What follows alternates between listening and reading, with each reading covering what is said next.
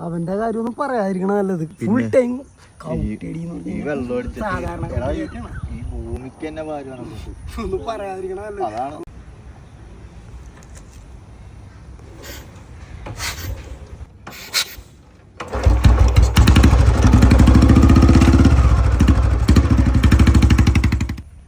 എടാ ആ George sir വണ്ടി സ്റ്റാർട്ട് ചെയ്യണ സൗണ്ട് കേൾക്കണ്ടല്ലോ.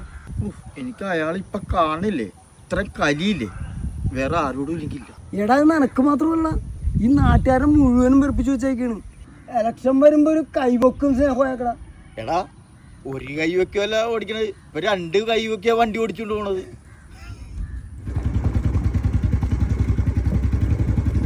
ആ ജോർജ് സാർ പറഞ്ഞിട്ടല്ല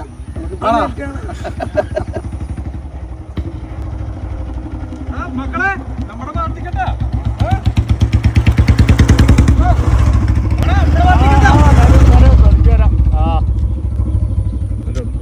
പാർട്ടി കാര്യം പിന്നെ ഞാൻ തന്നെ ഉണ്ട് എല്ലാത്തിനും. എടാ അയാളില്ലേ ഷിജുവിനെ കണ്ടാ മറ്റേ കൈയും പൊക്കിയല്ലടാ.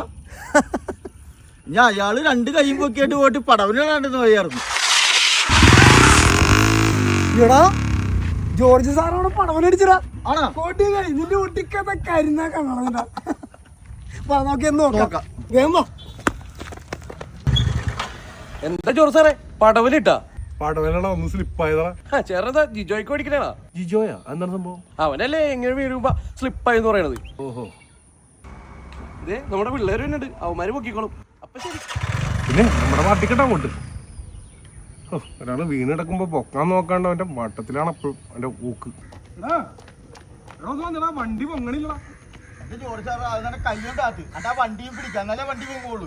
ശരിയാണല്ലോ, ഒന്നൊന്ന് ഹെൽപ്പ് ചെയ്യടാ.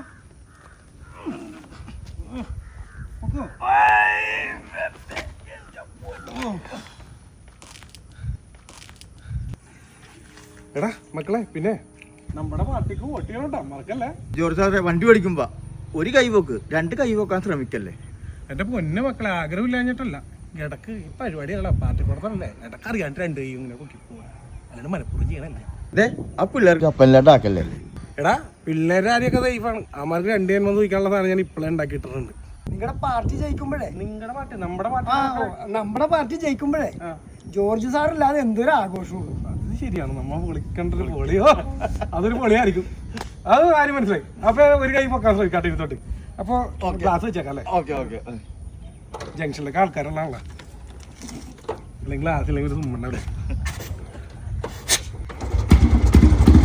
നടക്കല്ലേട്ടോ നമ്മുടെ പാർട്ടിക്ക്.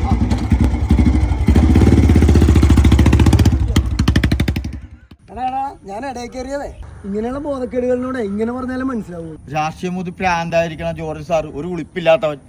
അതെ അതെ, നമുക്കൊരു പടവം കാണാൻ പറ്റിയല്ലോ. അത് തന്നെ നല്ല കാര്യം.